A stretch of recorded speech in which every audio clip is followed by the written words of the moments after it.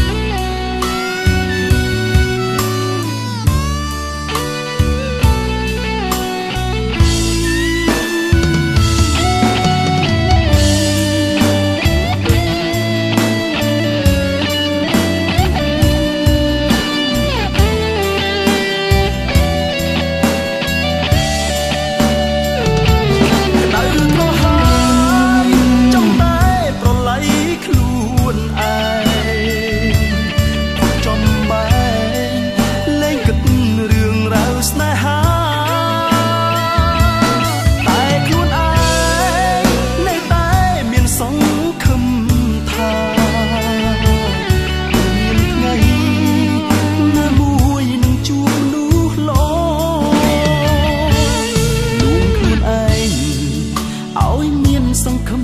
ជាថ្មីកុំព្រោះតែស្រីម្នាក់យើងត្រូវខូចចិត្តតទៅនេះត្រូវចាប់ផ្ដើមជីវិតជាថ្មីមិនខ្វះឡើយស្រីដែលគេល្អជាងនាងម្នាក់នោះ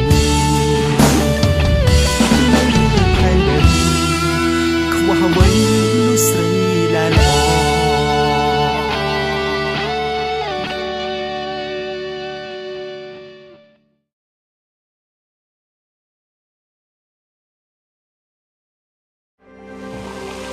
ស្រាបៀរកម្ពុជា